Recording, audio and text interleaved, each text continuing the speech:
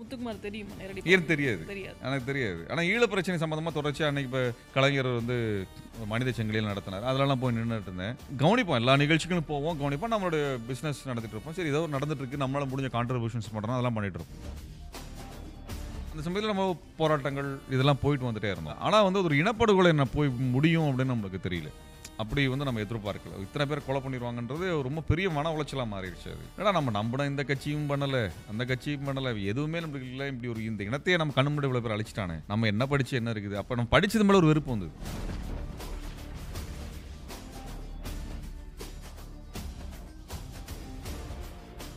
முத்துக்குமார் தெரியுமா நேரடி தெரியாது. தெரியாது. எனக்கு தெரியாது. ஆனா ஈழ பிரச்சனை சம்பந்தமா தொடர்ச்சியா அன்னைக்கு இப்ப கலைஞர் வந்து மனித சங்கிலியில் நடத்தினார். அதெல்லாம் போய் நின்னுட்டு இருந்தேன்.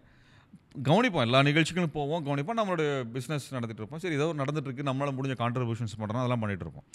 இன்வால்வ்மெண்ட்டா போகணுங்கிற அளவுக்கு வந்து நம்ம வந்து அப்போ ஒரு தீவிரமான சூழலை உணரல. ஏன்னா அப்படி யாருமே சொல்லல. இல்லை புலிகள் இருக்காங்க, திரும்ப அடிச்சிருவாங்க, அது ஏதோ நடந்துரும். சரி இப்போ வழக்கம் போல சண்டை நடக்குது போல் இருக்கு. அப்படின்னு தான் நம்மளும் நினச்சிட்டு இருந்தோம். அப்புறம் இவங்க மனித சங்கிலி நடத்தினாங்க. அப்புறம் நாங்கள் வந்து எம்பிக்கள் நாங்கள் வந்து ராஜினாமா பண்ணுறோன்னு சொன்னாங்க. அப்புறம் ராஜினாமா பண்ணாமல் கட்சி கொடுத்துருவோன்னு சொன்னாங்க. அப்புறம் அது வித்ட்ரா பண்ணுறோன்னு சொன்னாங்க. இப்படி அது வந்து கடைசியில் அது ஏமாற்றுற மாதிரி ஆகிப்போச்சு. அது பெரிய ஏமாற்றமாக மாறிச்சு.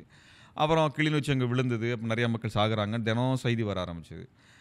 இது மாதிரி தொடர்ச்சியாக நடக்கும்போது பெரிய சோர்வு நிலை நம்மளுக்கு எல்லாத்துக்குமே இருந்து என்னப்பா எதுவுமே நடக்கலையே அப்படிங்கிறது. அந்த சமயத்தில் தான் முத்துக்குமார் தீக்குளிப்பு நடக்குது. அப்போவே எனக்கு வந்து ஒன்று வருத்தம் என்னடா அங்கே அவ்வளோ பேர் சாகுறாங்க, இங்கேயும் தீக்குளிச்சாகணுமா அப்படிங்கிற ஒரு வருத்தத்தோடு தான் அங்கே போனேன். அப்போ தான் முத்துக்குமாரோட கடிதம் வந்து ரொம்ப சென்சிபிளாக ஒரு அறிவுபூர்வமான ஒரு கடிதம் வந்து பார்த்தேன். அதில் முதல் நகல் எடுத்ததில் நானும் ஒரு ஆள் அவருடைய கடிதத்தில்.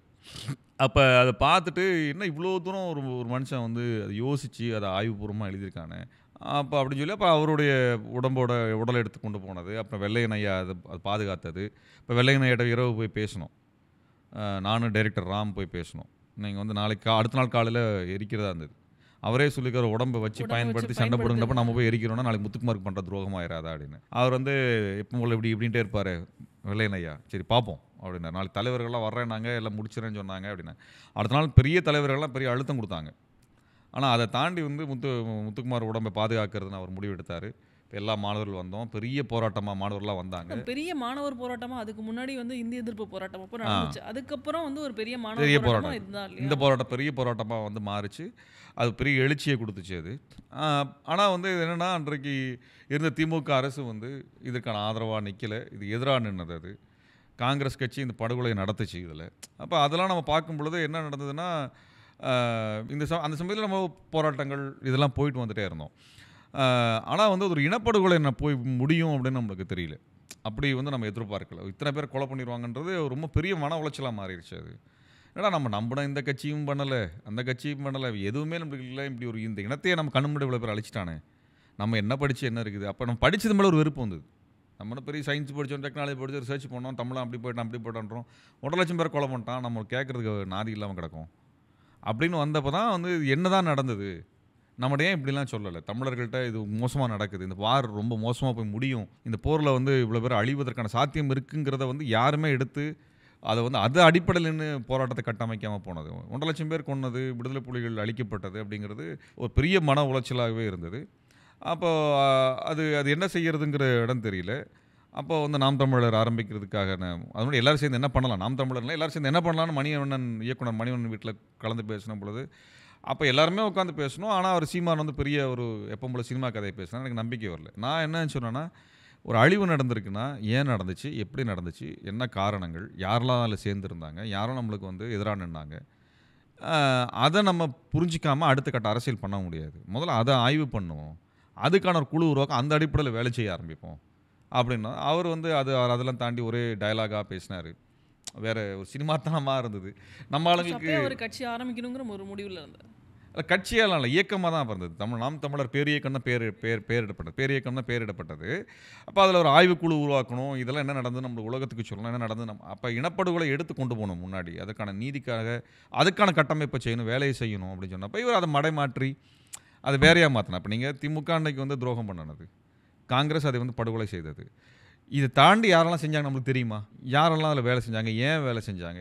இப்போ இது ஒரு செல்ஃபோன் நிறுவனம், ஏர்டெல் நிறுவனம் வந்து கிட்டத்தட்ட 2,000 கோடி அளவுக்கு உதவி பண்ணாங்க. டெக்னாலஜி கொடுத்தாங்க. இன்றைக்கி 3G டெக்னாலஜி யூஸ் பண்ணுறாங்களா, அது அன்னைக்கு பயன்படுத்தப்பட்டது போரில். அப்போ இது வந்து டெக்னாலஜி ஏன் போனது, ஏன் ஏன் அவன் கொடுத்தான், அவன் அங்கேயும் கொடுத்துட்டு இங்கேயும் வந்து எப்படி நம்மகிட்ட வந்து பிஸ்னஸ் பண்ணுறான். இப்போ இதெல்லாம் நம்மளுக்கு தெரியும், என்ன நடந்ததுன்னு நம்மளுக்கு தெரியாதுல்ல, புலிகளுக்கு மட்டும் தான் தெரியும், நம்மளுக்கு எதுவுமே தெரியாது. அப்போ இதெல்லாம் சொல்லாமல் நம்ம எப்படியா நம்ம அடுத்த கட்ட அரசியல். வெறும் இந்திய அரசாங்கம் மட்டும் இல்லாமல் நம்ம இந்திய அரசாங்கமே என்னென்ன பண்ணுச்சு, இந்திய அரசாங்கமே என்னென்னலாம் செஞ்சாங்க அப்படின்னு நம்மளுக்கு தெரியுமானா தெரியாதுல்ல. அது வந்து அப்போ அது என்னன்றது சொல்லு, அது என்ன கண்டுபிடிப்போம். அன்றைக்கி இருந்த ஒரே தகவல் வந்து ஐயா வைகோ எழுதின ஒரு புத்தகம் தான், குற்றம் சாட்டுன்னு ஒரு புக்கில் மட்டும்தான் இந்தியாவோட பங்களிப்பு குறித்தான போட. அதனால தான் அவருக்கு தேசத்துறை வழக்கு போட்டாங்க. அதுவே வந்து முழுமைப்படுத்தப்பட்டு இன்னும் விரிவுபடுத்தப்பட்டு வேறு என்ன நாடுகள் வேலை செய்தது. ஏன்னா இந்தியாவை எதிர்த்து விடுதலை புலிகள் ஜெயிச்சிருக்காங்க இல்லைங்களா, அமைதி காப்பு படையில். இலங்கையை எதிர்த்து விடுதலை புலிகள் ஜெயிச்சிருக்கிறாங்க. இலங்கையினால் விடுதலை புலிகள் தோற்கடிக்க முடியல, இந்தியாவால் விடுதலை புலிகள் தோற்கடிக்க முடியல. அப்புறம் இந்தியாவும் இலங்கை சேர்ந்தால் மட்டும் தோற்கடிக்க முடியாது. ஏன்னா இந்திய படையும் அங்கே போகலை, பெரிய அளவுக்கு படையை கொண்டு 1,00,000 பேர் போய் இறக்கலை. இலங்கை படம் மட்டும் தான் இறங்கிட்டுனா இப்போ வேறு ஏதாவது தப்பு நடந்திருக்குது. இப்போ இலங்கை படையால் 40-30 வருஷமாக தோற்கடிக்க முடியாத ஒரு ஒரு ஒரு விடுதலை புலிகள் அமைப்பை எப்படி அழிச்சாங்க அப்படின்றது கூட பேசுகிறதுக்கு புரிஞ்சுக்கிறதுக்கு யாரும் இல்லாமல் இருந்தது.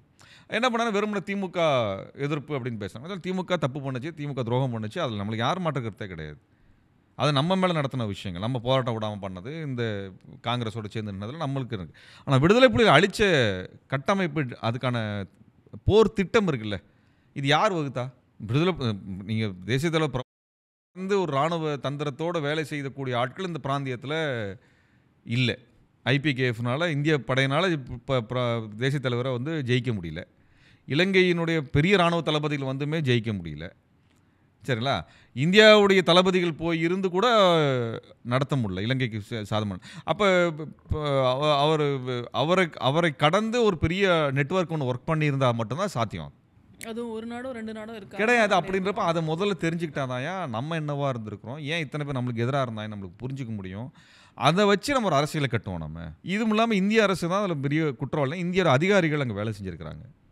அந்த அதிகாரிகள் பேரை கண்டறிஞ்சு அந்த அதிகாரிகளுக்கு எதிராக வழக்கு நடத்துவோம். அவங்கள குற்றவாளிகளாக நம்ம வந்து போய் நிறுத்தணும். இது பண்ணினா தான் நாளைக்கு வந்து தமிழர்களுக்கு நீதி கிடைக்கும்.